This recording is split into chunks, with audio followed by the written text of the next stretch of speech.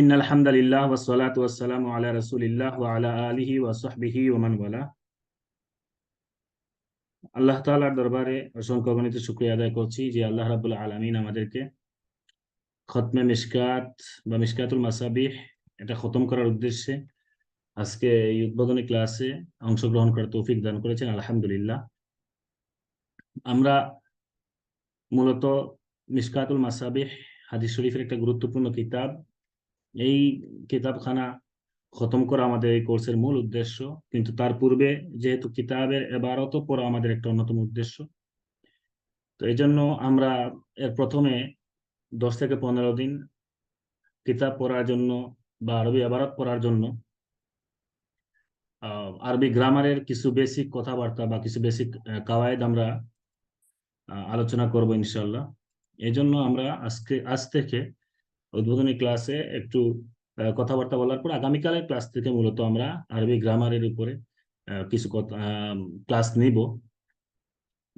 সেই হিসেবে আজকে উদ্বোধনী ক্লাসে আমরা আরবি ভাষার গুরুত্ব সম্পর্কে কিছু কথাবার্তা বলবো, যাতে আমরা জানি আরবি ভাষার গুরুত্ব, মাদ্রাসার ছাত্রছাত্রী হিসেবে আমাদের অনেকের জানা আছে। তারপর এটা একটা আমার লেখা, আরবি ভাষার গুরুত্ব সম্পর্কে আমি একটা লেখা লিখেছিলাম আমাদের এবারের কামিল ক্লাসের সমাপনী হিসেবে। তারা আল ইসনাদ একটা ম্যাগাজিন বের করে বা মাদ্রাসা থেকে একটা বই বের করে, ওই বই আমি আরবি ভাষার গুরুত্বের উপরে একটা লেখা লিখেছিলাম।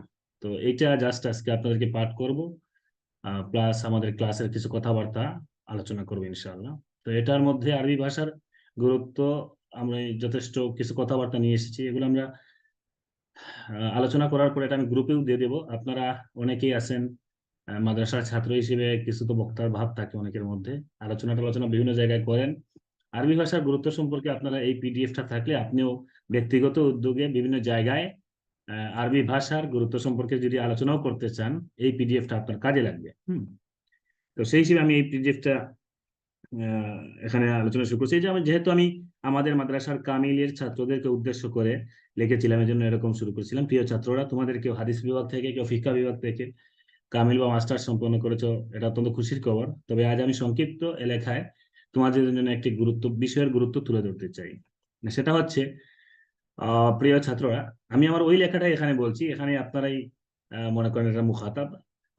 ইসলামিক জ্ঞানের মূল দুইটি উৎস হলো কোরআনুল কারীম আর রাসূলুল্লাহ সাল্লাল্লাহু আলাইহি ওয়াসাল্লামের হাদিস শরীফ। আর এই দুইটি বিষয়ের ভাষা আরবি। আল্লাহ সুবহানাহু ওয়া তাআলা বলেছেন বিলিসানিন আরাবিয়্যিন মুবিন, কোরআন শরীফের সূরা শুআরার আগে আছে কোরআন শরীফ সম্পর্কিত বিষয়, যে কোরআনুল কারীম নাজিল হয়েছে সুস্পষ্ট আরবি ভাষায়। রাসূলুল্লাহ সাল্লাল্লাহু আলাইহি ওয়াসাল্লাম বলেছেন, আহাইবুল আরাবা লিসালাসিন লিআন্নি আরাবিয়্যুন ওয়াল কুরআন আরাবিয়্যুন ওয়া কালাম আহলিল জান্নাতি আরাবিয়্যুন। তোমরা আরবদেরকে তিনটা কারণে ভালোবাসো, কারণ আমি আরবি, এরপরে কোরআন আরবি, আর জান্নাতের অধিবাসীদের ভাষা আরবি। একটা হাদিস, একখানা আয়াতে কারিমা প্রথমে নিয়েছি। এছাড়াও ইলমে ফিক, ইলমে সিরাত, বিভিন্ন বিষয়ে উসুল উসুলের যত জ্ঞান আছে, ইসলামী অন্যান্য জ্ঞান সমূহের মৌলিক কিতাবগুলো আরবি ভাষায় রচিত। সুতরাং কেউ যদি ইসলামের বেসিক নলেজ অর্জন করতে চায়, তাকে অবশ্যই আরবি ভাষা না জানলে ইসলামের মূল বিষয় সে অর্জন করা বা তার জন্য জ্ঞান অর্জন করা খুব কঠিন হয়ে যায়। ইংরেজি ইতিহাস থেকে যদি কেউ ইসলামের ইতিহাস জানার চেষ্টা করে, তাহলে সে আকীদায় বিভ্রান্ত হবে। যেরকম ভাবে আমাদের দেশে ইসলামিক স্টাডিজ এর বইগুলো যারা লেখে, ইসলামের ইতিহাসের বইগুলো কলেজ সেকশনে যারা লেখে, দেখা যায় এরা বেশিরভাগ ওই পিকে হিট্রি আর ইংরেজি যে সমস্ত আরো ঐতিহাসিক আছে, তাদের ইতিহাসকে ট্রান্সলেট করে বাংলা ইতিহাস লিখে দেয়। পরে আমাদের মাদ্রাসার ছাত্ররা যারা কলেজ পড়ালেখা করে, তারা অনেকে বিভ্রান্ত হয়ে যায়, কারণ বিভিন্ন সাহাবীর ব্যাপারে অনেক বিকৃত বিকৃত কথাবার্তা বা ইসলামের ইতিহাস নিয়ে অনেক জায়গায় বিকৃত কথাবার্তা থাকে। তার মূল কারণ হচ্ছে এরা ইসলামের মূল উসুলি কিতাবগুলো আরবি ভাষায়, তো এরা এরা জ্ঞানী না। যে বইগুলো যারা লিখছে, এরা মূলত আরবি কিতাব নয়, বরং ইংরেজি কিতাব থেকে ইতিহাস লিখছে। তো এরকম বহু বিভ্রান্তি ঘটে আরবি ভাষা না জানা থাকলে। তো আমি এখানে কিছু আহ, কথা উল্লেখ করছি সাহাবায়ে কেরামের থেকে কয়েকটা কথা, তারপর উলামায়ে কেরামের কথা আরবি ভাষার গুরুত্ব সম্পর্কে। প্রথমে হযরতে আবু বকর রাদিয়াল্লাহু তাআলা আনহুর একটা কথা আছে। তিনি বলেন, লাআন উরিবা আয়াতান আহাব্বু ইলাইয়া মিন উরি আয়াতান, যে কোনো আয়াত মুখস্থ করার চেয়ে এর এরাবের জ্ঞান অর্জন করা আমার কাছে অধিক প্রিয়। হযরত আবু বকর রাদিয়াল্লাহু তাআলা আনহু কিন্তু হাফিজুল কোরআন ছিলেন, কিন্তু তারপরও তিনি বলছেন আয়াত হিফজ করার চেয়ে, মুখস্থ করার চেয়ে এর এরাব অর্থাৎ আয়াতের এরাব সম্পৃক্ত জ্ঞান যেটা, এটা আমার কাছে অধিক প্রিয়। তার কারণ কি? এই যে এখানে লেখা আছে, যদিও তিনি হাফিজুল কোরআন ছিলেন, তারপরও এই কথা কেন তিনি বললেন যে হিফজের চাইতে এরাবের জ্ঞান অর্জনটা তার কাছে অধিক প্রিয়? তার কারণ হচ্ছে এরাব ভুল করলে কোরআনের অর্থ পরিবর্তন হয়ে যায়, এতে গুনাহগার হতে হবে। কিন্তু কেউ যদি পুরা হিফজ না করে, এটা তার জন্য সে গুনাহগার হবে না, তাই না? যতটুকু দরকার নামাজের জন্য ততটুকু শিখলে হয়। এজন্য এরাবের ভুল করলে অর্থের পরিবর্তন হয়। এটা যদি আর ইচ্ছাকৃত ভাবে করে তাহলে তো আরো মারাত্মক কুফরির দিকে চলে যাবে। এই কারণে তিনি বলেছেন যে লা আন উরিবা আয়াতান আহাব্বু ইলাইয়া মিন উই আয়াতান। এরপরে হযরত উমর রাদিয়াল্লাহু তাআলা আনহু তার একটা উক্তি, তিনি বলেছেন তাআল্লামুল আরাবিয়্যাহ ফাইন্নাহা তাজিদু ফিল মুরুআ। তোমরা আরবি ভাষা জ্ঞান অর্জন করো, কেননা এটা তোমাদের ব্যক্তিত্বকে বৃদ্ধি করবে। আরবি ভাষা না শিখলে অনেক সময় ব্যক্তিত্ব নষ্ট হয়, আমরা সামনে কিছু উদাহরণ দেখাবো। আর আরবি ভাষা শিখলে আবার ব্যক্তিত্ব বৃদ্ধি পায়। আপনি দেখবেন আমাদের দেশে যারা আরবি ভাষা পারে, আলেম বলতে আমাদের দেশে দেখবেন একটা বিষয় যে যারা আরবি পারে আসলে এরাই আরো আলেম। আমাদের দেশে কথা বলছি, যে আরবি ভাষাটা মোটামুটি শিখে ফেলতে পারলে আপনি আলেম হিসেবে কাউন্টেড হয়ে যাবেন। এখন তো আরবি ভাষা ছাড়াও তো অনেকে মুহাদ্দিস মুফাসসির মুফতি হয়ে যাচ্ছে। আর মোটামুটি যাদেরকে ভালো আলেম হিসেবে গণ্য করা হয় আমাদের দেশে, যারা আরবি ভালো পারে। কিন্তু এটা আশ্চর্যের বিষয়, অথচ এই আরবি তো আরব দেশের যে জন্মেছে সে জন্মগতভাবে আরবি জানে। তার মানে আসলে আলেম আরো অনেক বড় বিষয়। কিন্তু আমরা এতটাই পিছিয়ে যে শুধু আরবি ভাষাটা শিখলে আমরা আলিম হই। মানে আমাদের পিছনের ইলমের দিক দিয়ে আমরা কতটা পিছনে আছি, যে আমরা যদি কেউ আরবি ভালো জানে তাকেই শুধু আমরা আলেম বলি। এর চেয়ে আর অনেকে অনেক বড় বড় আলেম হচ্ছেন, একেবারেই যে না তা না। আমাদের দেশে যে একেবারেই বড় আলেম নেই তা না, কিন্তু আমাদের দেশে অধিকাংশ আলেম তাদেরকেই সাধারণত বলা হয় যারা আরবি জানে, এতটুকু। বাট এটা কিন্তু আসলে আলেমের মূল কথা না। আলেম তো হতে হলে আরবি ভাষা যদি শিখলে আলেম হওয়া যায়, তাহলে তো আরবের প্রত্যেকটা মানুষই এক একটা আলেম। যাই হোক, কিন্তু এই আরবি ভাষা না জানলে আমরা যারা আজমি আছি আমাদেরকে আসলে আলেম তো বলাই যাবে না আরবি না শিখলে। আর দ্বিতীয়ত আমাদের আরবি না জানার কারণে তারপরেও যদি আমরা বিভিন্ন জায়গায় আলেম হিসেবে পরিচয় দেই, তখন দেখা যাবে ব্যক্তিত্ব নিয়ে অনেক সময় প্রশ্ন উঠে। যে যাই হোক, এরপরে আমরা 3 নম্বরে দেখি হযরত আলী রাদিয়াল্লাহু তাআলা আনহু, হযরত ইবনে আব্বাস রাদিয়াল্লাহু তাআলা আনহু, হযরত আব্দুল্লাহ বিন ওমর রাদিয়াল্লাহু তাআলা আনহু প্রমুখ সাহাবায়ে কেরাম তাদের সন্তানদেরকে মৃদু প্রহার করতেন বা শাসন করতেন যখন তারা এবারতে ভুল করতেন। এখানে দলিল আছে, আল জামি' লি আখলাকির রাবি ওয়া আদাবিস সামি, এই কিতাব থেকে নেওয়া হয়েছে। এই যে এখানে আছে যে তারা আরবি ভাষাকে কতটা গুরুত্ব দিতেন, যে আন আবি ইসহাক আত-তালহি আন্না আলী ইবনে আবি তালিব কানা ইয়াদরিবুল হাসান ওয়াল হুসাইন আলা লাহনি। মানে এবারাতে ভুল করলে তিনি মৃদু প্রহার করতেন, হালকা ধমক দিতেন, প্রহার করতেন যে তুমি এবারাতে ভুল করছো কিসের জন্য। আন্না ইবনে ওমর ওয়া ইবনে আব্বাস কানা ইয়াদরিবানি আওলাদাহুমা আলা লাহনি। ইবনে ওমর, ইবনে আব্বাস তাদের সন্তানেরা এবারাতে ভুল করলে তারা মৃদু প্রহার করতেন। তার কারণ ছিল তাদের সন্তানরা হচ্ছেন ইলমের ধারক বাহক। এরা যদি এবারত ভুল করে তাহলে যুগ যুগ ধরে এই হাদিসের এবারত ভুল হিসেবে প্রচলিত হয়ে যাবে। এই কারণে তারা এটা গুরুত্ব দিতেন। তারা সন্তানদেরকে প্রহার করতেন, তোমরা ভুল করলে হবে নাকি, তোমরা হাদিস সংরক্ষণ করবে, তোমরা হাদিস মানুষের কাছে পৌঁছে দেবে। তোমরা যদি এবারতে ভুল করো তাহলে তো এটা যুগ যুগ ধরে এই ভুল এবারত প্রচলিত হয়ে যাবে। এই কারণে তারা তাদের সন্তানদেরকে শাসন করতেন আরবি এবারতে ভুল করলে। ইমাম আসমাঈ রহমতুল্লাহি আলাইহি বলেন, এই এবারটা আমরা একটু দেখি। খুব মানে এটা পড়ার পর যেদিন আমি এবার একটা পাই, এরপর থেকে আসলে আমিও অনেক চিন্তা করলাম যে বিষয়টা কেমন। হ্যাঁ, দেখেন ইমাম আসমাঈ রহমতুল্লাহ আলাইহি বলেন, ইন্না আখওয়াফা মা আখাফু আলা তালিবিল ইলমি ইযা লাম ইয়ারিফিন নাহওয়া আই ইয়াদখুলা ফি জুমলাতি কওলিন নবী সাল্লাল্লাহু আলাইহি ওয়াসাল্লাম মান কাযাবা আলাইয়া মুতাআম্মিদান। অন্য রাওয়ায়াতে আছে মান কাযাবা আলাইয়া ফালিয়াতাবাওয়া মাকআদাহু মিনান নার লিআন্নাহু লাম ইয়াকুন ইয়ালহান ফামাহমা রাওয়াইতা আনহু ওয়া লাহানতা ফিহি কাযাবতা আলাইহি। যে হযরত ইমাম আসমাঈ রহমতুল্লাহ আলাইহি বলেন, আমি তালিবুল ইলমের ব্যাপারে ইন্না আখওয়াফা মা আখাফু আলা তালিবিল ইলম, তালিবুল ইলম যারা দ্বীনের ইলম যারা শিখতে চায় তাদের ব্যাপারে যতটা ভয় করি তার মধ্যে সবচেয়ে বড় যে ভয় আমার, ইমাম আসমাঈ বলছেন আমার সবচেয়ে বড় আশঙ্কা যেটা সেটা হলো যে ইজা লাম ইয়ারিফিন নাহওয়া, যখন একজন তালিবুল ইলম যে কোরআন শিখতে চায়, হাদিস শিখতে চায়, ইসলামের ইলম শিখতে চায়, বিশেষ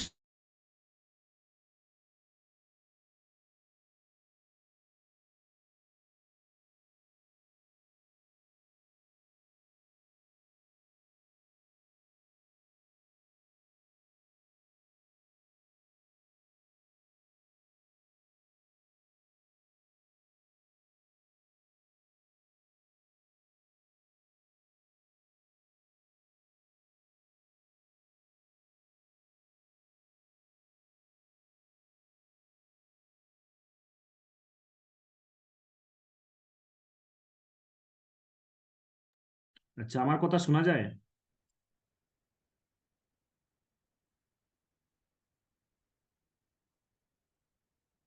আপনারা সবাই চুপ হয়ে আছেন কি? আমি জি শোনা যাচ্ছে। জি এখন জায়গা আনমিউট ছিল আপনার। না, আমার জি, এখানে এখন দেখা যাচ্ছে না। এখন দেখা যাচ্ছে।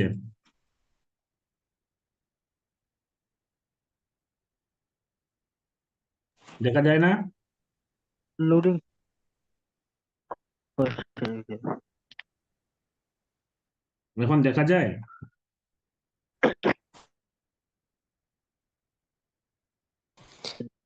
না, না, এখনো দেখা জি এখন যাচ্ছে না। দেখা যাচ্ছে। ঠিক না, যে স্ক্রিনে দেখা আচ্ছা, আমি তাহলে আবার শেয়ার করি, দেখেন। মাঝে মাঝে এরকম হয়, বা বেশ কিছুদিন ক্লাস নেই নাই, তো ল্যাপটপে কানেকশনে একটু ঝামেলা প্রথম দিকে হবে, 2-1 দিন। এখন দেখা যাচ্ছে?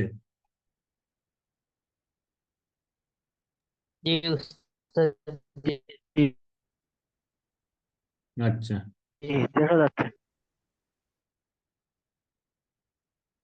দেখি আমার ওয়াইফাই যেতে মোবাইলের নেটওয়ার্ক কানেকশন দিলে মানে আরো ভালো কানেকশন হবে। দেখেন মোবাইলের নেটওয়ার্ক কানেকশন দিয়ে। আচ্ছা, এবার দেখেন। তো ইমাম আসমাই রহমাতুল্লাহি আলাইহি বলছেন, ইন্না আখওয়াফা মা আখাফু আলা তালিবিল ইলমি ইযা লাম ইয়ারিফিন নাহওয়া,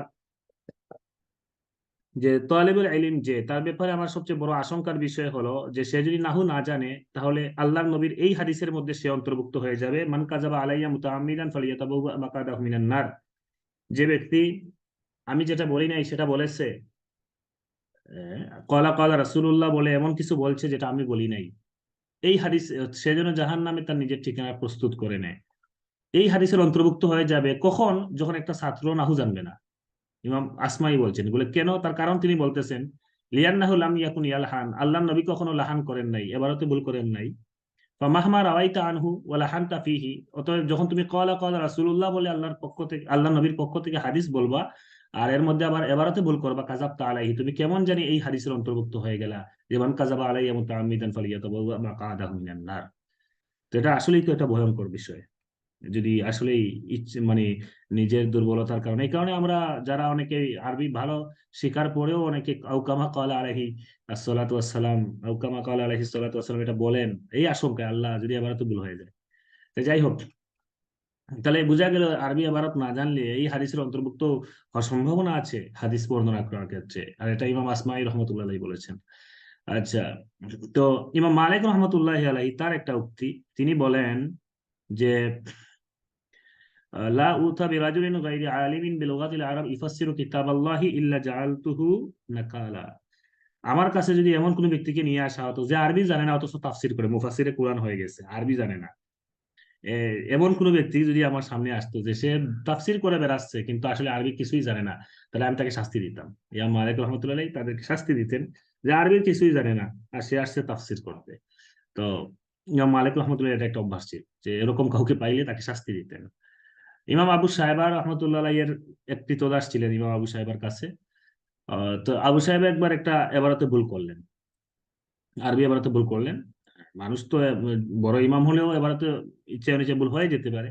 তো তিনি একটা এবারতে ভুল করলেন, তখন তার ক্রীতদাস বললেন, লাউকান আলাহনুকা মিনাদ দুনুব কানা মিনাল আযাইম, উস্তাজ আপনার লাহান মানে এবারতগত ভুল যদি গুনাহ হিসেবে ধরা হইতো, তাহলে এটা কবিরা গুনাহ হইতো, কারণ আপনার কাছ থেকে বহু ছাত্র শিখে। হ্যাঁ, তো এটা যদিও আপনি যে এবার করছেন এটা ওই হিসেবে ধরা হবে না, কিন্তু এটা এবারগত ভুল, এটা যদি গুনাহ হিসেবে ধরা হইতো তাহলে এটা অবশ্যই বড় কবিরা গুনাহ অন্তর্ভুক্ত হতো। মানে আপনার এবারত এর দ্বারা ইনি এটা বুঝাইতেছেন যে আপনার এবারত আরো সোচ্চ হওয়া উচিত, কারণ আপনি তো বড় মুহাদ্দিস। সুতরাং আপনি যদি ভুল করেন তাহলে ছাত্ররা যুগ যুগ ধরে এটা ভুল প্রচারণা করে যাবে। ইমাম শুআবা রহমতুল্লাহি আলাইহি বলতেন, তিনি বলতেন মান আহ, মান তলাবাল হাদিসা, এটা তলাবিল হয়ে গেছে, মান তলাবাল হাদিসা ওয়ালাম ইউবসিরিল আরাবিয়াতা ফামাসালুহু মাসালু রাজুলিন আলাইহি বুরনুসুন লাইসা লাহু রাসুন। যে ব্যক্তি ইলমে হাদিস অন্বেষণ করতে চায়, মান তলাবা আল হাদিসা, মান তলাবা আল হাদিসা, যে ইলমে হাদিস অন্বেষণ করতে চায়, ওয়ালাম ইউবসিরিল আরাবিয়া, কিন্তু আরবি ভাষার দিকে নজর দেন, আরবি ভাষা শিখে না, ফামাসালুহু মাসালু রাজুলিন, এই ব্যক্তির উদাহরণ ওই ব্যক্তির মতো যে আলাইহি বুরনুস লাইসা লাহু রাসুন, টুপি নিয়ে চিন্তা করতেছে অথচ তার মাথাই নাই। খুব সুন্দর একটা উদাহরণ দিয়েছেন, যে হাদিস শিখতে আসছে কিন্তু আরবি ভাষা শিখে আসে নাই। তো তিনি বলতেছেন যে তার উদাহরণ হচ্ছে আলাই মাসালু রাজুলিন, সেই ব্যক্তির মতো আলাইহি বুরনুসুন লাইসা লাহু রাসুন, টুপি উপরে দিয়ে আছে কিন্তু তার মাথাই নাই। মানে হাদিসটা হাদিসের হাদিসের এবারত গুলোকে তিনি বলছেন যে এটা টুপি, আর রাসুনি নাই, অর্থাৎ হাদিসের এবারতের যে পড়ার এরাবগত বিষয়, এই এরাবগত কায়দা জানে না, তো তার মাথাই নাই, সে আসছে টুপি নিয়ে, মানে টুপি নিয়ে দৌড়াদৌড়ি করতেছে। তো যাই হোক, এই জন্য আরবি ভাষার গুরুত্ব বুঝাতে গিয়ে তারা এক একজন এক একটা সুন্দর সুন্দর উদাহরণ দিয়েছেন। ইমাম হাম্মাদ ইবনু সালামা রহমতুল্লাহ আলাইহি তিনি বলেন যে মাস, এবার একটু বড় করি, আচ্ছা, মাসালুল লাযী ইয়াতলুবুল হাদিস ওয়া লা ইয়ারিফুন নাহওয়া মাসালুল হিমার আলাইহি মিখলাতুন লা শাইরা ফিহা। যে ব্যক্তি ইলমে হাদিস অন্বেষণ করতে চায় অথচ ইলমে নাহু জানে না, তার উদাহরণ হচ্ছে ওই গাধার মতো যার পিঠে ব্যাগ আছে কিন্তু খাবার নাই। হ্যাঁ, তো নাহুকে তারা খাবারের সাথে তুলনা করছেন, যে খালি ব্যাগ নিয়ে ঘুরলে চলবে না, কারণ আপনি এবারে তো ভুল করলে তো ওই হাদিস তার হাদিস থাকতেছে না, তাই না? হাদিসকে তো উল্টাই ফেলছেন আপনি, এবার যদি উল্টা পাল্টা পড়ে না। এরপরে ইমাম শাআবী রাহমাতুল্লাহ আলাইহি তিনি বলেন আন্নাহু ফিল ইলমি কাল মিলহি ফিত তুআম লা ইস্তাগনা আনহু।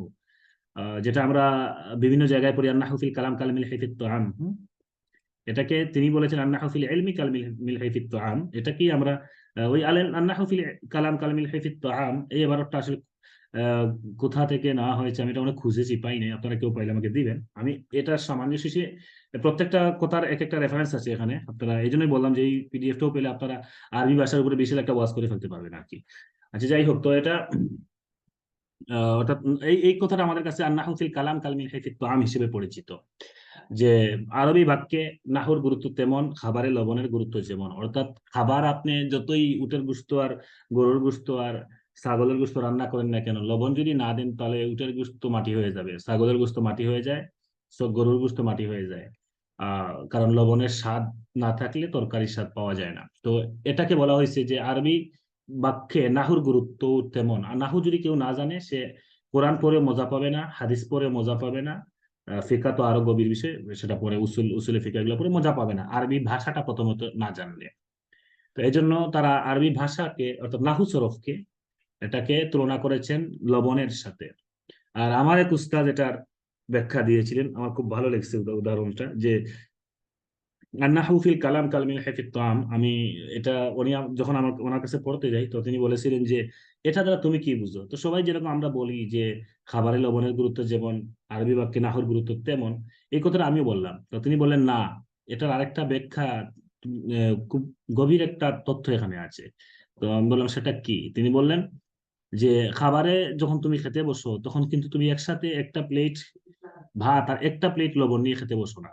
তুমি যদি এরকম হয় যে এক প্লেট ভাত আর এক প্লেট লবণ একসাথে খেতে বসো, তাহলে কখনোই খেতে পারবে না, কারণ এক প্লেট ভাত খেতে এক প্লেট লবণ লাগে না।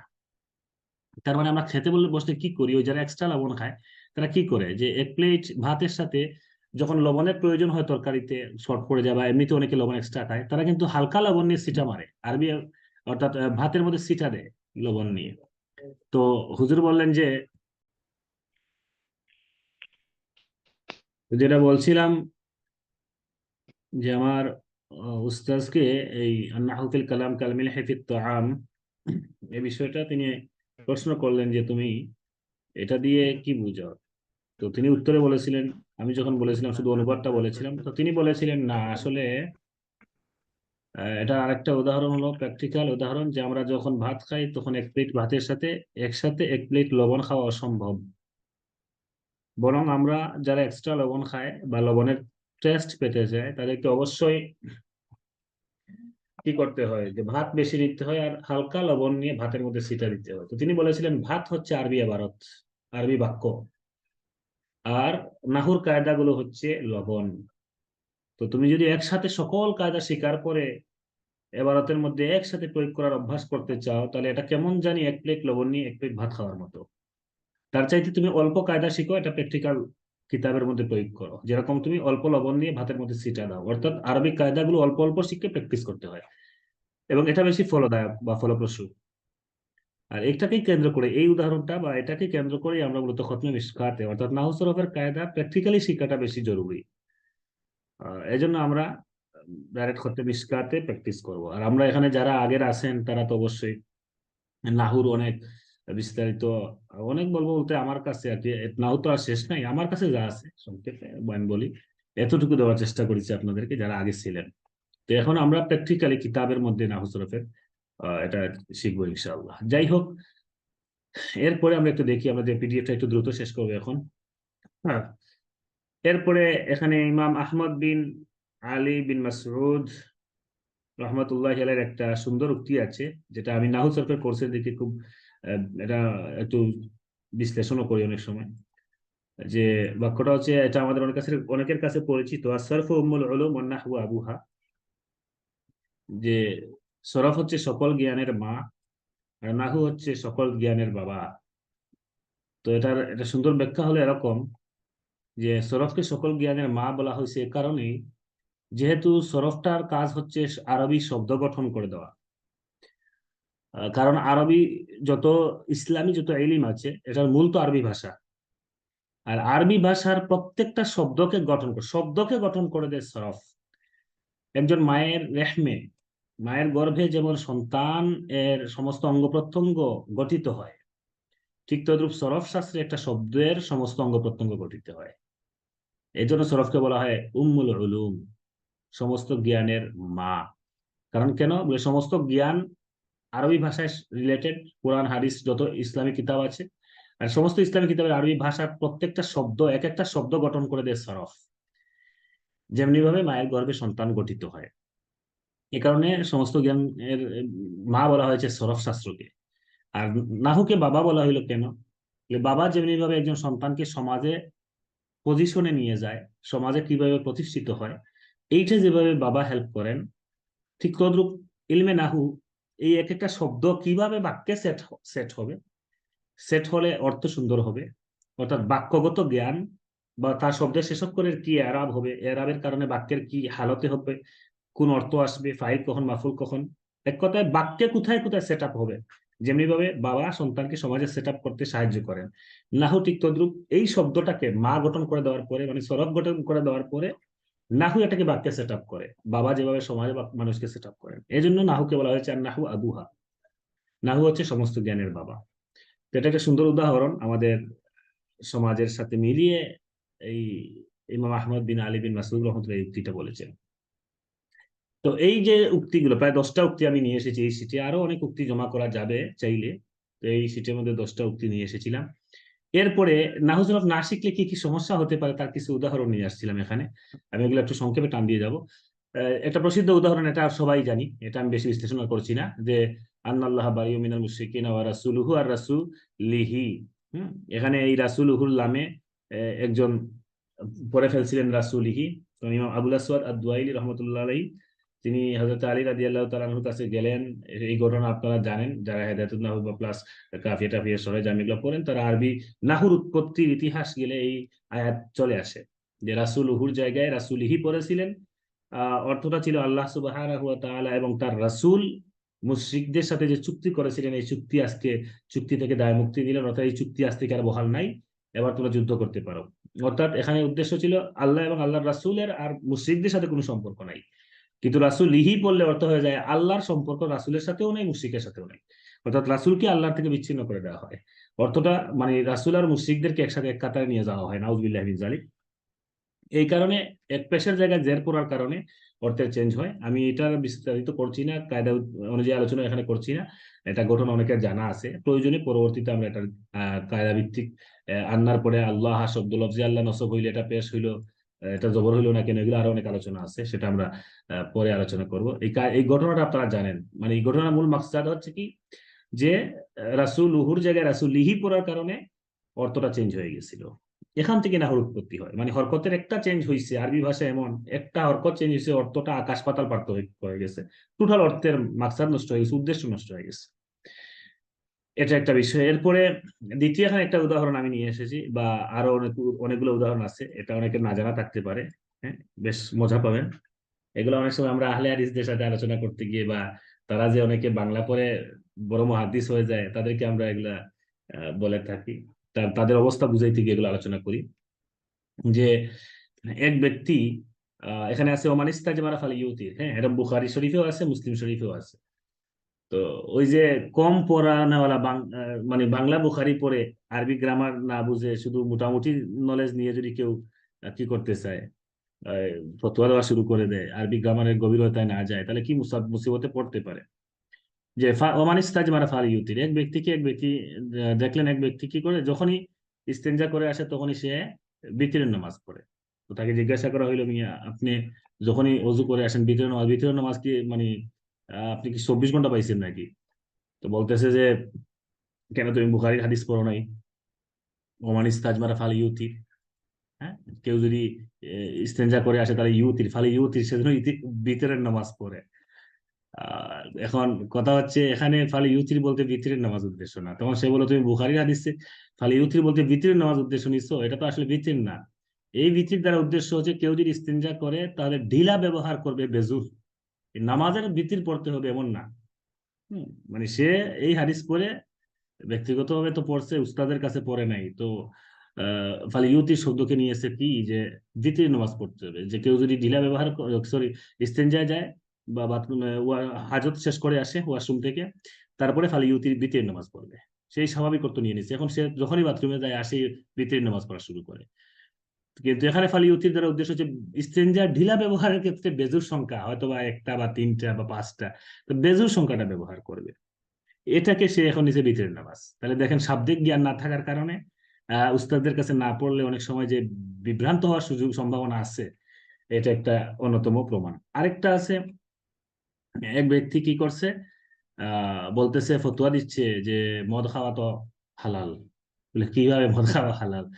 বুখারীর হাদিসে আল্লাহ নবী বলছেন, না উইলিনিল খামরা, না উইলিনিল খামরা, সেই খুমরা শব্দকে খামরা পড়ছে। এখন খামরা পড়ার কারণে অর্থ হচ্ছে মদ। তো সে বলতেছে, আল্লাহ নবী আয়েশা রাদিয়াল্লাহু তাআলা আনহাকে বলেছেন যে, না উইলহিনিল খামরা, তুমি আমাকে মদ দাও, নাউজুবিল্লাহি মিন যালিক। তো এই জন্য মদ খাওয়া যায়, আল্লাহ নবী মদ চাইছেন আয়েশার কাছে, নাউজুবিল্লাহি মিন যালিক। তো এই জন্য মদ জায়েজ, কিন্তু আসলে এখানে খামরা না, এটা খুমরা। খুমরা শব্দের অর্থ হচ্ছে কাপড়, মানে এখানে মূলত মসজিদে জায়নামাজ ছিল, এই জায়নামাজটা নিয়ে আসছো, মসজিদ থেকে জায়নামাজটা নিয়ে আসছো, এই খুমরা মানে এখানে কাপড় দ্বারা উদ্দেশ্য, জায়নামাজ উদ্দেশ্য আর কি, যে খুমরা নিয়ে আসো মানে জায়নামাজটা বা যে কাপড়টা আছে পবিত্র কাপড়টা নিয়ে আসো। তো এখানে খুমরাকে খামরা পরায়, পেশের জায়গায় জবর পরায় অর্থ হয়ে গেছে, সে ফতোয়া দেওয়া শুরু করছে কি মদ খাওয়া হালাল হয়ে গেছে, নাউজুবিল্লাহি মিন যালিক। এরপরে আরেক মানে হরকতের ভুলের কারণে এখানে খুমরা জায়গায় খামরা পরায় মদ হয়ে গেছে। এখানে ফালি ইউতির কে শাব্দিক বিষয়টা না বুঝার কারণে ভিতরের নামাজ বানায় ফেলছে। এরপরে এখানে আরেকটা হাদিস, আহ, একজন অক্ষর অক্ষর পড়তে গিয়ে ভুল পড়ছে, ফিল হাব্বাতি সাউদা শিফাউন মিন কুল্লি দাইন ইল্লা সাম। এখানে ফিল হাব্বাতি না পড়ে ফিল হাইয়াতি পড়ে ফেলছে। ঠিক আছে, এটা নজরগত ভুল। ফিল হাইয়াতি সাউদা শিফাউন মিন কুল্লি দাইন ইল্লা সাম, এখন পড়ছে যে কালো সাপের মধ্যে সকল রোগের ঔষধ আছে মৃত্যু ব্যতীত। এখন ফিল হাব্বাতুর জায়গায় হাইয়াত পড়ছে, হাইয়াত মানে ইয়া দিয়ে পড়লে তো হয়ে যায় সাপ। তো এখন সে কি করছে, সে জঙ্গলে গেছে, মানে একজন কালো কালো সাপের এত ফজিলত যে এর মধ্যে সকল রোগের ঔষধ আছে, সে জঙ্গলে গিয়ে সাপ শিকার করে নিয়েছে, আমাদের এদিকে আটালু সাপ বলে, গুখরা সাপ, এটা নিয়ে আসছে, যে এটার মধ্যে তো সকল রোগের ঔষধ আছে। এটা নিতে গিয়ে, এটা ধরতে গিয়ে তো তাকে মারছে, মানে সাপ তাকে সবল দিচ্ছে, সে মারা গিয়েছে। আসলে এটা তো ফিল হাব্বা ছিল না, ফিল হাইয়া ছিল। এই জন্য এবারতগত বলে যদি কেউ ভুল করে, মানে এগুলো উদাহরণ দেওয়া হয় কখন, এই যে যারা আরবি এবারত না জেনেই হাদিস বাংলা পড়ে, এবারে বাংলা বুখারী বাংলা মুসলিম পড়ে বড় আলিম হয়ে যেতে চায়, এটা আহলে হাদিসের মধ্যে তো সবচেয়ে বড় দোষ আছে বর্তমানে অধিকাংশ। প্লাস আমাদের অনেকেই এগুলো পড়ে পড়ে তো বর্তমানে তো ওয়াজিরা আর আরবি গ্রামার জানা লাগে না, আরবি কিছু জানা লাগে না, বাংলা সব হয়ে গেছে, এগুলো পড়ে পড়ে ওয়াজ করা সহজ হয়ে যায়। নিজে নিজে ফতোয়া অনেক সময় দিয়ে যায়, এই সমস্ত ফতোয়া দিয়ে নিজে অনেক সময় মারা যায়, যে নিজে মারা যায় তার একটা উদাহরণ ফিল হাব্বার জায়গায় ফিল হাইয়া পড়লে এরকম উদাহরণ। এরপরে ওই যে বলছিলাম আহ ব্যক্তিত্ব অনেক সময় নষ্ট হয়ে যায়। আহ, তো এটা আসলে অনেক সময় বড়দের মুসাহামা বলা হয়, কিন্তু তারপরও এটা উদাহরণ নিয়ে আসলাম, এ কারণে নিয়ে আসলাম যে একটা কারণ আছে এটা উদাহরণ এখানে নিয়ে আসে। আমাদের কওমির একজন বড় আলেম আছেন, মুফতি আনোয়ার হোসেন চিশতি সাহেব, অনেক বড় আলেম। আলেম ঠিক আছে। তো আমরা তো জানাজার নামাজে আমাদের এদিকে সিলেটে বিশেষ করে আমাদের আহ, যদিও কওমি এবং সুন্নি বা আমরা যারা আলিয়া এদের মধ্যে একটা পার্থক্য আছে, কিন্তু জানাজার নামাজের পরে আমাদের সিলেটে একটা বেশ ইখতিলাফ আছে। তো আমাদের যারা জানাজা নামাজের পরে দোয়া নিয়ে ইখতিলাফ আছে, যে দোয়াটা হবে কি হবে না। আহ, তো যাই হোক, এটা মাসালাগত বিষয়ে গভীর আলোচনা আছে, এখানে ইখতিলাফ আছে, দুই দিকেই দলিল আছে। তো এখানে আমাদের যারা জানাজা নামাজের পরে দোয়া পড়ে থাকেন তারা এই দলিলটা দেন আর কি। অনেকেই দলিল এটা দেন, যদি এটা মূল দলিল না, কিন্তু অনেকে এই দলিল দেন, ইদা সাল্লাইতুম আলাল মাইয়িতি ফাআখলিসু লাহু দুআ, যে যখন তোমরা মাইয়িতের উপর নামাজ পড়বে, জানাজা নামাজ পড়ে ফেলবে, তখন তোমরা মাইয়িতের জন্য খালিস ভাবে দোয়া করবে। তো এটা দলিল দেন। আসলে এই দলিলটার ব্যাখ্যায় গেলে এই দলিল ঠিকবে না। শরাহ কিতাব যদি কেউ দেখে তাহলে দেখবে যে এটা বলা হয়েছে চতুর্থ তাকবীরের আগের যে দোয়া, এই দোয়াটা উদ্দেশ্য ইমামরা বলেছেন। আর আমাদের যারা দলিল দেন তারা এই ফা শব্দের কায়দা বিশ্লেষণ করে মূলত দলিল দিয়ে, যে ফা শব্দটা, সরি, ফা শব্দ এখানে আছে, এই ফায়ের কায়দা দিয়ে মূলত বলেন যে ফাটা আহ, একটা কাজ করার পর আরেকটা কাজ বুঝাতে আসে। এজন্য যখন নামাজ পড়া হয়ে যাবে অতঃপর তোমরা তাদের মধ্যে করো, এটা নাহুবি একটা কায়দা দিয়ে তারা দলিল দেন। যাই হোক, কারণ আমি এটা এখানে নিয়ে আসলাম কেন, যে এই যে মুফতি আনোয়ার হোসেন চিশতি সাহেব, উনি অনেক বড় আলেম ঠিক, কিন্তু তিনি কি করছেন, এই হাদিস খণ্ডন করতে গিয়ে, মানে তিনি তো এটার মাসালার বিপক্ষে, জানাজা নামাজের পরে দোয়ার পক্ষে না। তো তিনি এই হাদিস যেহেতু জানাজা নামাজ যারা পড়ে তারা পক্ষে দলিল দেয়, এটা দোয়ার, জানাজা নামাজের পরের দোয়ার পক্ষে যারা দলিল দেয় তাদেরকে খণ্ডন করতে গিয়ে তিনি বলেন যে এটা আখলিসুল লাহু দোয়া, এই হাদিসটা যে দলিল না, তিনি এটা বলতে গিয়ে এবারত করতেছেন, ইজা সাল্লাইতুম আলাল মাইয়িতি ফাখলিসু লাহু দুআ, ফাখলিসু লাহু দুআ। তো এবারত হচ্ছে ফা আখলিসু লাহু দুআ, এটা ভাবে ইফআল থেকে ইখলাস, ফা আখলিসু লাহু দুআ। এখন যদি কেউ ফাখলিসু পড়ে তাহলে অর্থ মিলাইতে পারবে না, মানে ওই মৃত ব্যক্তির জন্য ইখলাসের সাথে দোয়া করে, একনিষ্ঠ ভাবে দোয়া করে, এটার অর্থ আসবে না। ফাখলিসু মানে খালাস করে দেওয়া, মুক্ত করে দেওয়া। যে যখন তোমরা মাইয়িতের ব্যক্তির উপরে মাইয়িতের উপরে জানাজা নামাজ পড়ে ফেলবা, তখন তোমরা তার জন্য দোয়াকে খালাস করে দাও। কি দোয়াকে খালাস করে দাও, মুক্ত করে দাও, মানে কি? অর্থ মিলবে না। এটা বাবে দরাবা থেকে চলে আসবে। হ্যাঁ, ও বাবে দরাবা থেকে আসলে তো অর্থ মিলে না। এই জন্য ভাবি ফাল থেকে এটা ব্যবহার করতে হবে। তো তিনি এটা এবারতগত, এটা একটা মানে ভুল করেছেন, এবং এটা কেন আমি এটা আলোচনা আনলাম, তিনি খণ্ডন করতে এসে এবারতে ভুল করতেছেন। যদি হ্যাঁ এমনিতে আমরা অনেক সময় পড়তে গিয়ে এবারতে ভুল হতেই পারে, কিন্তু আপনি যখন কারো খণ্ডন করতে আসবেন তখন তো আপনাকে পাল্টা যদি রিয়াকশন দেয়, আপনার এবারতে ভুল করে, তাহলে এটা একটা লজ্জার কারণ হয়ে যাবে। তা আমি এই প্রশ্নটা করেছিলাম ওনার কমেন্টে গিয়ে, পুস্টের কমেন্টে গিয়ে, আজ পর্যন্ত কোনো রিপ্লাই পাই নাই ওনার পক্ষ থেকে। আচ্ছা, যাই হোক, এরপরে একটা মজার ঘটনা আছে। আহ, যে এইবার উমাইয়া বাদশাহ আব্দুল আজিজ, তিনি ছিলেন একজন উমাইয়া বাদশাহ আব্দুল আজিজ। তার কাছে আসছে বিচার নিয়ে একবার এক মেয়ে, এক পুরুষ, বৃদ্ধ মানুষ বিচার নিয়ে এসে বলতেছে যে দেখেন, আমার আহ, মেয়ে মেয়ের জামাই, সে আমার মেয়ে মেয়ের জামাই বিরুদ্ধে অভিযোগ দিচ্ছে আর কি, বিচার দিচ্ছে। এখন উমাইয়া শাসক আব্দুল আজিজ তিনি বললেন, মান খাতা নাকা। হ্যাঁ, তিনি মান খাতা নুকা বলার কথা ছিল, না বলে বলছেন মান খাতা নাকা। তো মান খাতা নুকা অর্থ হচ্ছে তোমার মেয়ের জামাই কে, বিচার দিচ্ছ তো বিচার করতে হবে, মান খাতা নুকা তোমার মেয়ের জামাই কে। এখন মান খাতা নুকা না বলে তিনি বলে ফেলছেন মান খাতা নাকা, মানে বাদশাহ যার কাছে বিচার দিতে আসছে ওই বাদশাহই তাকে প্রশ্ন করছেন, আচ্ছা তুমি তোমার মেয়ের জামাইয়ের বিরুদ্ধে এত অভিযোগ দিচ্ছ, ঠিক আছে, তোমার মেয়ের জামাই কে। এটা তিনি বাংলায়, এটা অর্থ তিনি আরবিতে বলছেন মান খাতা নাকা। এখন মান খাতা নাকা বলার পর অর্থ ঠিক থাকছে না, অর্থ হয়ে গেছে তোমাকে খতনা দিছে কে। খাতানাই এটা ফেল হিসেবে ব্যবহার করছে, মান খাতানু, খাতানুন শব্দ ইসিম হিসেবে আসলে হয় মেয়ের জামাই। আর খাতানাই ইয়াখতিনু যেটা আসছে এটা তো আপনার খতনা করা।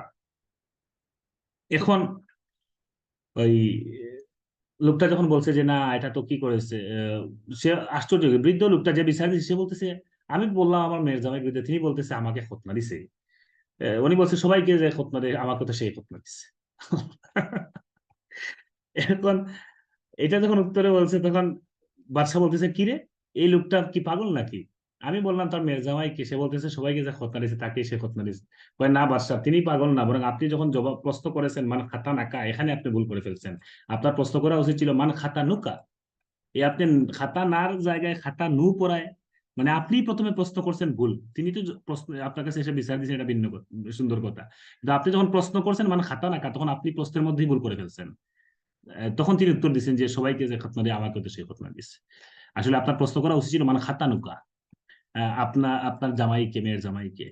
এই যে তিনি সবার সবার মানে এটা পরিষদের সামনে, তার মন্ত্রীদের সামনে একটা লজ্জা পাইছিলেন। এরপরে তিনি শপথ করে বলছিলেন বিশুদ্ধ আরবি না ভাষা না শিখা পর্যন্ত আমি ঘর থেকেই বের হব না। এরপরে তিনি প্রায় 1 সপ্তাহ, তিনি তো আরবি ভাষাভাষী ছিলেন, প্লাস এরপরেও তিনি আরবি ভাষার উপরে এক উস্তাদের কাছে প্রায় 1 সপ্তাহ দিন রাত পরিশ্রম করে আরবি বিশুদ্ধ ভাষা শেখার পরে তিনি আবার মজলিস এসে বসেছিলেন। তো এইটা যে এই যে একজন বাদশার ব্যক্তিত্ব নিয়ে টানাটানি করে গেছিল, মান খাতানাকা আর মান খাতানুকা নিয়ে, মানে পেশ আর জের, পেশ আর জবর নিয়ে, সরি, জবর আর পেশ নিয়ে। আচ্ছা, এরপর লাস্ট একটা কথা, আরেকটা দুইটা উদাহরণ আছে, আমি শেষ করে দিচ্ছিলাম। এখন এটা যে একটা মজার একটা বিষয়, এটা আমি বেশ কিছুদিন আগে আমার যারা ফ্রেন্ড লিস্টে আছেন তারাও জানেন, আমি এটা একটা পোস্ট দিয়েছিলাম যে মিনাল আদাবি আতুল মারআতি হিজা যাওজিহা, যে এটার অর্থ লেখেন। তো অনেকে আছে গুগল ট্রান্সলেটে গিয়ে এটা অনেকে সার্চ দিয়েছে, আমাদের অনেকের অভ্যাস আছে গুগল ট্রান্সলেটে গিয়ে সার্চ দিয়ে যে আরবি এবারাতের অর্থ করতে। তো এটা আরবি এবারাতের অর্থ করলে অর্থ হয় মিনাল আদাবি আকলুল মারআতি হিদা যাওজিহা। আপনারা এখনই যদি কেউ গুগলে সার্চ বা ক্লাস শেষে সার্চ দেন, দেখবেন এটা অর্থ আসবে যে মিনাল আদাব, আদব হচ্ছে আকলুল মারআতি, মহিলা খাবে, হিজা যাওজিহা, তার স্বামীর জুতা। মানে মহিলাদের জন্য একটা আদব হলো তার স্বামীর জুতা খাওয়া। এটা হচ্ছে গুগলের অনুবাদ, গুগল ট্রান্সলেটের অনুবাদ। মহিলাদের জন্য একটা আদব হলো তার স্বামীর জুতা খাবে। হিজা অর্থ জুতা নিয়েছে, ঠিক আছে, কিন্তু আসলে এটা হিজাউন একটা অর্থ হচ্ছে পাশে। অর্থাৎ মহিলাদের একটা আদব হচ্ছে, সৌজন্য হলো, ভদ্রতা হলো, স্বামীর পাশে বসে খাবে অথবা সামনাসামনি বসে খাবে। এই হিজাউন শব্দের একটা অর্থ হচ্ছে পাশে বা সামনে। তো এটা অর্থ না নিয়ে আহ, গুগল ট্রান্সলেটর আমাদের শায়েখে গুগল, তিনি অর্থ নিয়েছেন যে স্বামীর জুতা খাওয়া। তো যারা আমাদের গুগল ট্রান্সলেটের অনুবাদক যারা, তারা এই মুসিবত নিশ্চয় পড়তে হয়। তো এত আরবি ভাষার দক্ষতা না থাকলে, যে গুগল ট্রান্সলেটের যাদের অভ্যাস আছে, গুগল অনেক সময় হেল্প করে, যেটা বিপদেও ফেলে। লাস্ট একটা ঘটনা, এই ঘটনা মূলত ইমাম কিসাই রহমতুল্লাহ আলাইহি এবং ইমাম আবু ইউসুফ রহমতুল্লাহ আলাইহির মাঝে এই ঘটনাটা। আমি এখানে নাম উল্লেখ করিনি, কারণ এই ঘটনাটা যখন লিখ মানে এই পেজটা যখন লেখি, তখন আমি জানতাম না যে এটা ইমাম আবু ইউসুফ আর কিসাই রহমতুল্লাহ ঘটনা। পরবর্তীতে আমি একটা কিতাব পড়তে গিয়ে দেখি এটা তো আসলে বর্তমান কোন মুফতিদের ঘটনা, এটা তো দেখতেছি বহুত আগের যুগের ঘটনা। ইমাম কিসাই তিনি ছিলেন সবসময় শুধু মানুষকে চ্যালেঞ্জ করতেন, মানে তার যুগের উলামায়ে কেরামদেরকে। নাহু সরফের বেশ কিছু চ্যালেঞ্জ আছে তার সাথে, তিনি বহসের চ্যালেঞ্জ করেন, মানে সব নাহু সরফের চ্যালেঞ্জ আর কি। তো তিনি একবার ইমাম আবু ইউসুফকে গিয়ে বলতেছেন, আচ্ছা, একজন স্বামী যদি তার স্ত্রীকে এই বাক্যটি লিখে পাঠায়, তো তালাক হবে কিনা, এই যে তালাক হবে কিনা। তো এখন ইমাম আবু ইউসুফ বলছেন হ্যাঁ তালাক হবে। তো তিনি বলছেন না, তোমার উত্তর হয় নাই। তো ইমাম আবু ইউসুফ বলছেন তাহলে তালাক হবে না। তিনি আবার বলছেন না, তোমার উত্তর হয় নাই। তো ইমাম আবু ইউসুফ বলে তাহলে কি হইলো, আমি তোমাকে বললাম তালাক হবে, তাও হয় নাই, তালাক হবে না, তাও হয় নাই, তাহলে তুমি এটা বললা কেন? মানে এটা মাঝামাঝি তো কোনো অবস্থা নাই, হয়তো তালাক হবে না, তো হবে না, তুমি তো কোনোটাই মানতেছো না।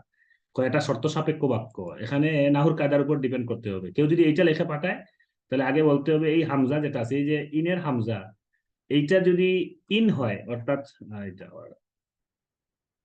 এটা যদি ইন হয়, আনতে তলিক ইন দাখালতে দার, তাহলে তালাক হবে না। শর্তিয়া হইলে তালাক হবে না। আর যদি আন হয় তাহলে তালাক হয়ে যাবে। অর্থাৎ এক হামজার উপরে এটাকে যদি স্বামী লিখে পাঠাইছে, এখন তাকে জিজ্ঞাসা করতে হবে এটা সে ইন হিসেবে লেখছে নাকি আন হিসেবে লেখছে। আন হিসেবে লিখলে ফতোয়া হবে তালাক হয়ে গেছে, আর ইন হিসেবে লিখলে হবে তালাক হয় নাই। এটা ইনে শর্তিয়া। শর্তিয়া মানে যদি তুমি ঘরে প্রবেশ করো তাহলে তুমি তালাক, এখন ঘরে প্রবেশ করলে তালাক হবে, শর্তের উপর ডিপেন্ড করবে। আর আন বলার সাথে সাথে মানে তুমি ঘরে যেহেতু প্রবেশ করেছো, তুমি তালাক। মানে এই যে একটা বাক্য, এটা নাহুর উপর ডিপেন্ড করে ফতোয়া দিতে হয়। মানে ইমাম আবু ইউসুফকে তিনি এটা বুঝাতে চাইলেন হুট করে ফতোয়া দিলে হবে না, তুমি আবার দেখি ফতোয়া দিলা কিসের জন্য, এটা আগে তাকে জিগাইতে হবে। এখানে তো কায়দার উপর ভিত্তি করতেছে ফতোয়াটা, ইন পড়লো না আন পড়লো। তো দেখেন আমি আরো অনেক উদাহরণ নিয়ে আসা যাবে, আমি বেশ কিছু উদাহরণ থেকে এখানে 7-8টা উদাহরণ নিয়ে আসলাম এবং একটু দ্রুত বলেছি যেহেতু আজকে আমি ক্লাসটা আগে শেষ করতে চাচ্ছি। আচ্ছা, এই হলো আমার মানে লেখা। আর প্লাস শেষের দিকে আমরা যেহেতু এখানে দরসে হাদিস অর্থাৎ মিশকাতুল মাসাবিটা পড়বো, তাই মিশকাতুল মাসাবি পড়ার আগে আমাদের বর্তমান সমাজের ছাত্রদের মধ্যে আদবের অভাব। আপনারা এখানে যারা জয়েন করেছেন সবাই মুআদ্দাব আমি জানি, তারপরেও ইমাম মুসলিম, ইমাম শাফিঈ, ইমাম রবির 3টা উক্তি আমরা একটু পাঠ করব, তারপরে আমাদের ক্লাস শেষের দিকে আপনাদের কথাবার্তা শুনবো। ইমাম মুসলিম রহমতুল্লাহ আলাইহি তিনি তার উস্তাদ ইমাম বুখারীকে বলতেন যে দানি উকাবিল রিজলাইক। উস্তাদ মানে ইমাম বুখারীকে বলতেন, ইমাম বুখারী তো উস্তাদ, ইমাম মুসলিম হচ্ছেন ছাত্র। তিনি বলতেন দানি, উস্তাদ আপনি একটু আমাকে সুযোগ দেন, উকাবিল রিজলাইক, আমি আপনার কদম বুসি করব, পায়ে চুম্বন করব। আমাদের অনেকে আবার কদম বুসি মানতে চায় না। ইমাম বুখারী ইমাম মুসলিমকে কদম বুসি করতে চেয়েছেন, তার মানে এটা বৈধ, নতুবা তো অবৈধ জিনিস তো চাইতেন না। ইয়া উস্তাদ আল উস্তাজিন ওয়া সাইয়্যিদ আল মুহাদ্দিসিন ওয়া তাবিব আল হাদিস ফি ইলালিহিম, মানে ইমাম বুখারীর বিভিন্ন লকব সিফাত লাগিয়ে বললেন আর কি, যে দানি উকাবিল রিজলাইক, ইয়া উস্তাদ আল উস্তাজিন ওয়া সাইয়্যিদ আল মুহাদ্দিসিন ওয়া তাবিব আল হাদিসি ফি ইলালিহিম, আপনি আমাকে কদম বুসি করার সুযোগ দেন। তো এখানে আদবের ইমাম মুসলিম তার উস্তাদের সাথে কেমন আদব দেখাতেন। এরপরে ইমাম শাফিঈ রহমতুল্লাহ আলাইহি এই কয়েকটা উক্তি পড়ার পর থেকে আমার কাছে বেশ মানে আমাদের উস্তাদদের প্রতি আরো ভক্তি অনেকটা বেড়ে গিয়েছে। আগে যতটা ছিল আলহামদুলিল্লাহ, এখন আর উস্তাদদেরকে দেখলে আরো যে চেষ্টা করি যথেষ্ট আদব রাখার। তো আপনারা যে যে প্রতিষ্ঠানে আছেন, এখানে তো অনলাইনে আমরা ক্লাস করবো, এখানে তো আর তেমন কিছু না, কিন্তু আপনারা যে যে প্রতিষ্ঠানে আছেন, যার কাছে পড়তেছেন, অবশ্যই প্রত্যেক উস্তাদের সাথে আদব বজায় রাখবেন। কলা শাফিঈ রাহিমাহুল্লাহ, ইমাম শাফিঈ বলতেন, তার উস্তাদ ছিলেন ইমাম মালিক। ইমাম শাফিঈ বলতেন কুনতু আসবাহু আল ওয়ারাকাতা বাইনা ইয়াদাই মালিক রাহিমাহুল্লাহ সাফহান রফিকান হাইবাতান লিআল্লা ইয়াসমা ওয়াকআহা।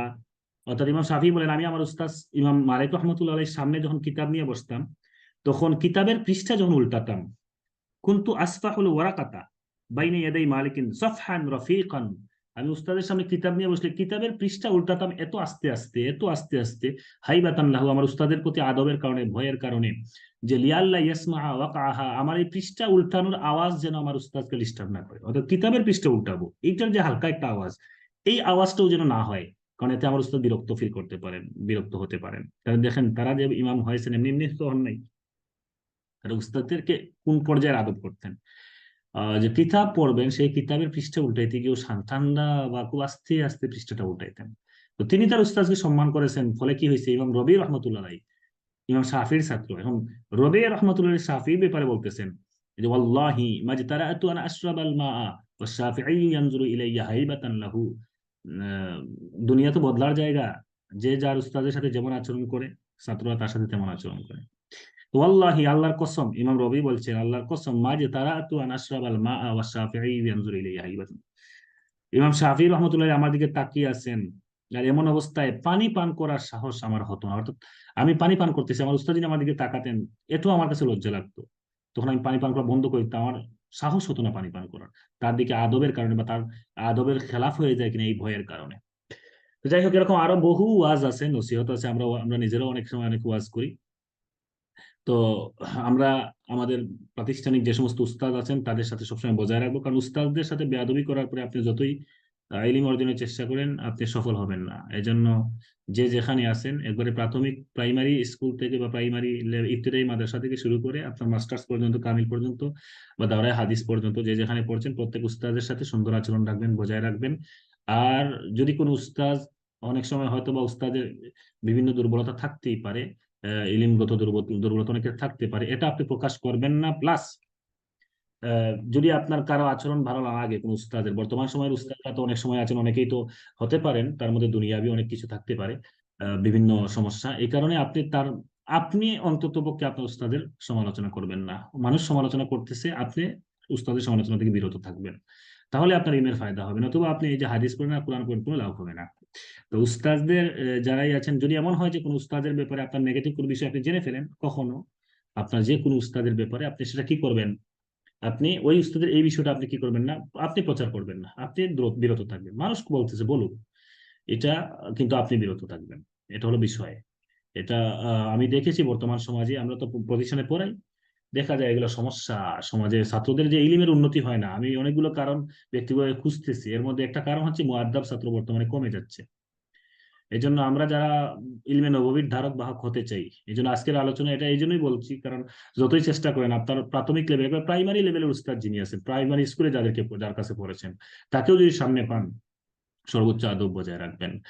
আর আপনার কোন উস্তাদের ইলমি দুর্বলতা থাকতে পারে, সেটা আপনি তার সামনে প্রকাশ করবেন না। সবাই যে সব দিক দিয়ে ভালো তা হবে না। আমিও এই জায়গায় পড়াবো, কিন্তু আমি ব্যক্তিগত আমি নিজেকে ছাত্রই মনে করি, সবসময় আমি ছাত্র হিসেবে পড়ায়া পড়ি, মানে পড়ায়া আমি শিখি। এজন্য আমি নিজেও একজন তালিবুল ইলম, উস্তাদ হিসেবে নাম কখনো প্রকাশ করতে চাই না। কিন্তু যেহেতু ইলমুল হাদিস পড়া আমরা এখানে কোর্স করব, এজন্য এই কোর্সে আমরা এখানে যারা আছি অনেকেই হয়তোবা আমার সাথে সম্পর্ক থাকতে পারবে, পূর্বেকার সম্পর্ক ভাই থাকতে পারে কারোর সাথে। যদি থাকেও থাকে, আমরা কোর্সের ভিতরে ভাই শব্দ ইউজ করব না, এখানে আমরা উস্তাদ শব্দ ইউজ করব। এটার বিভিন্ন কারণ আছে, এই কারণে এটা বললাম। কোর্সের ভিতরে আমরা উস্তাদ শব্দটা ব্যবহার করব। এছাড়া বাইরে যার সাথে আগের সম্পর্ক ভাই আছে, আগে ভাই ডাকতেন, ভাই ডাকবেন। কিন্তু এই কোর্সের ভিতরে আমরা অবশ্যই উস্তাদ শব্দটা ইউজ করবো, বা হুজুর এই শব্দটা এখানে ইউজ করবো আমরা। কারণ আমাদের সমাজ থেকে আদব উঠে যাচ্ছে, এই কারণে এই কথাগুলো বলা দরকার পড়েছে। আহ এখন এটা আমি শুধু আমাদের এই কোর্সের জন্য বললাম না, আপনাদের এই নসিহতটা থাকবে আপনার প্রাইমারি স্কুল থেকে মাস্টার্স পর্যন্ত, কামিল পর্যন্ত। তাহলে আপনার ফায়দা হবে, নতুবা আমার কাছে পড়েন আর জগৎ বিখ্যাত কোনো আলিমের কাছেই পড়েন গিয়ে, আমি তো ছোট মানুষ, জগৎ বিখ্যাত কোনো আলিমের কাছে পড়েন কোনো লাভ হবে না যদি উস্তাদদের প্রতি আদব ঠিক না থাকে। যাই হোক, অগোছালো অনেক কথাবার্তা বললাম। কিছু কিতাবের রেফারেন্স সহকারে পিডিএফ এ সাজিয়েছি, আগেরও লেখা ছিল, আরো কিছু অ্যাড করে সাজিয়েছি। আপনাদেরকে এটা দিয়ে দেবো, আপনাদের হয়তো বা কারো নসিহতে বা কোথাও কোনো আলোচনা করতেও কাজে লাগবে। এখানে বেশিরভাগই আপনারা যেহেতু অনেকেই আছেন আলিম পাস, ফাজিল কামিল, বা অনেকে কামিল পাস থাকতে পারেন, তো অনেকের হয়তো বা নসিহতে কাজে লাগবে। এটা একটা লাভ। আর নিজেরও সবচেয়ে বড় কথা হচ্ছে নিজের নসিহত হিসেবে নিজেরা আমরা নেব। আচ্ছা, এই হলো আমাদের মৌলিকভাবে আজকের উদ্বোধনী ক্লাস। আর আম, আমরা যে কোর্সটা পরিচালনা করব, কাল থেকে আমাদের মূল ক্লাস শুরু হবে। আমি আজকে রাত্রি বা কাল সকালে পিডিএফ একটা দেবো, এই পিডিএফটা দিয়ে শুরু করব। কি কি পড়াবো আমরা, অর্থাৎ এবারতের জন্য সর্বপ্রথম যেটা দরকার, আমরা ফেলে মওরব, ইসমে মওরব, এই দুইটা জিনিস পড়াবো। আর মুকাদ্দিমে অনেক কিছু আছে, এর আগে অনেক কিছু পড়াতে হয়, সেগুলো আমরা এই কোর্সে পড়াবো না। এগুলোর জন্য আমি আপনাদেরকে ভিডিও লিঙ্ক দিয়ে দেবো। আপনারা ভিডিও লিঙ্কগুলা আহ, দেখবেন যারা প্রাথমিক থেকে পড়ে আসবেন। আর এখানে আমি আহ, ইসমে মওরব 16 প্রকার, ফেলে মওরব পড়াবো। কারণ এই এরাবের কাহিনী, এরাব যে আমরা হরকত এবারত পড়তে গিয়ে হরকত চেঞ্জ হবে, কি কি চেঞ্জ হবে এটা আমাদের জানতে হবে। যেন অনেকে এর আগে আমাদের নাউসরফে যারা পড়ছেন তো পড়ছেন আলহামদুলিল্লাহ, যারা আবার নতুন করে আমরা বিষয় এখানে দেবো 10-15 দিন। আর 10-15 দিনের ভিতরে আরো জুমলার সম্পর্কিত আলোচনা করবো, জুমলা কিভাবে, জুমলা ফেলিয়া, জুমলা ইসমিয়া, এবং মুজাফিল এই সহ তাওয়াবের আলোচনা আমরা করব। এই কিছু আলোচনা যেগুলো একবারে এবারতে কাজে লাগবে, সেগুলো আমরা আলোচনা করব 10-15 দিন। আর টোটাল নাউ সরফের বিস্তারিত যারা বেশি আগ্রহী তাদের জন্য আমি লিঙ্ক দিয়ে দেবো। এরপরে 15 দিন পরে বা 20 দিন পরে আমরা মিশকাতুল মাসাবি খতমটা শুরু করব। এবং এই মিশকাতুল মাসাবি কিতাবটা আমরা প্রত্যেকদিন 3টা সেশন নেব। এর আগে বলেছিলাম প্রথম সেশনে আমরা এখানে যারা জয়েন করবো প্রত্যেকেই 2টা করে বা 1টা করে হাদিস আমরা পড়বো। যদি 20 জন হন তাহলে হয়তো বা 2টা করে পড়বে। আর কম জয়েন করলে, অনেকে কম জয়েন করতে পারে, তখন 3টা করে হাদিস প্রত্যেকে আপনারা এবার পড়বেন। আর আমরা এটা অনুবাদ করব, কেউ ভুল করলে, ভুল হবে স্বাভাবিক, ভুল হতেই পারে, ভুল হবে, আমরা এটা সংশোধন করার চেষ্টা করবো ইনশাআল্লাহ। এইভাবে এবারত পড়তে পড়তে আমরা দেখবেন অভ্যস্ত হয়ে যাবেন ইনশাআল্লাহ। আর আমি পিডিএফ দেবো, এই পিডিএফটা আগে দিয়ে দেবো। যারা কিতাব কিনেছেন, মেন কিতাব অনেকে মিশকাত শরীফ কিনেছেন আমি জানি, এটা আপনারা বাসায় প্র্যাকটিস করবেন। কারণ এখানে মেন কিতাব আমরা না দিয়ে পিডিএফ দেবো, এবং এটাতে অনুবাদ সহ কিছু হালকা সাজিয়ে দেবো। প্রত্যেকদিন এটা পিডিএফ থাকে মিশকাত শরীফের, আপনি মেন কিতাবে পড়বেন। পিডিএফটা যেটা দেবো এটা জেরজবর সারাই দেবো, জেরজবর ওয়ালা একটা দিতে পারি, জেরজবর সারা একটা দেবো। আমরা এখানে প্র্যাকটিস করবো জেরজবর সারাটা, কারণ আমরা যেহেতু এবারও শিখবো, এই জন্য জেরজবর সারাটা আমরা প্র্যাকটিস করবো এখানে। তো এখান থেকে আপনারাই পড়বেন। প্রথম সেশনে শুধু হাদিস পড়া হবে, অনুবাদ পড়া হবে। এরপরে দ্বিতীয়বার যখন আরো 40 মিনিট আমরা জয়েন করবো, তখন একটা হাদিস পুরো বিস্তারিত আমরা নাহু ভিত্তিক একবারে প্রত্যেকদিন একটা হাদিসের বিশ্লেষণ করব টুকরা টুকরা করে, যেন আমাদের নাহু ভিত্তিক কায়দা। তৃতীয় সেশনে আমরা এই হাদিসগুলো থেকে কিছু ইলমি ফায়দা বা কি কি দলিল ইস্তেমবাত হয়, কোন কোন মাসালার দলিল ইস্তেমবাত করা যায়, ইস্তেদলাল দেওয়া যেতে পারে, দলিল দেওয়া যেতে পারে, এগুলো নিয়ে আমরা আলোচনা করব। এছাড়াও আনুষঙ্গিক আলোচনা ইনশাল্লাহ হবে। এভাবে আমরা কোর্সটা সাজাবো। আর সপ্তাহে আপাতত আমরা 3 দিন ক্লাস, বা এমনও হতে পারে 4 দিন 5 দিনও নিতে পারি, কারণ সামনের যে ওয়াজের সিজন আসতেছে, কিছু মাহফিল মাঝে মধ্যে দাওয়াত চলে আসে। এই জন্য যেহেতু সামনের জানুয়ারি মাসটা অনেক সময় মাহফিলে কি হতে পারে, এই কারণে আমরা এই নভেম্বর আর ডিসেম্বর মাসটা হয়তো বা প্রত্যেক দিনই ক্লাস নিতে পারি। এমনও হতে পারে সপ্তাহে 5 দিন 6 দিনই ক্লাস নিতে পারি। আর জানুয়ারিতে হয়তো বা নিতে পারি, কিন্তু টাইমটা একটু চেঞ্জ হতে পারে মাহফিলের কারণে বিভিন্ন সময়। তখন আমরা টাইমটা হয়তো বা সকালের দিনেও হতে পারে, মাঝে মধ্যে ক্লাস হতে পারে, যখন মাহফিলের সময় চলে আসবে আর কি। আর এমনিতে নর্মাল টাইম 9টায় ছিল, কিন্তু কারো যদি প্রস্তাবনা থাকে আমরা 8টায় নিয়ে আসতে পারি যদি আপনারা মনে করেন, কারণ 9টা হলে অনেক সময় রাত 2 ঘন্টা হাতে ধরে রাখতে হবে 2 ঘন্টা, কিন্তু 1 ঘন্টা 40 মিনিটের মতো আমাদের ক্লাস হতে পারে। তো এই জন্য আহ আমরা 3 দিন আপাতত শুরু করব, এরপরে সামনে ডিসেম্বরে হয়তো বা 4 দিনও নিতে পারি, 5 দিনও নিতে পারি। তারপরে 8টায় যদি বলেন আমরা 8টায় ক্লাস নিয়ে আসতে পারি। তো যাই হোক, আমি আমার কথা এখানে শেষ করছি, এখন আপনাদের কথা শুনবো ইনশাল্লাহ। আমি রেকর্ডিংটা বন্ধ করছি, এখন পরে আপনাদের কথা শুনছি।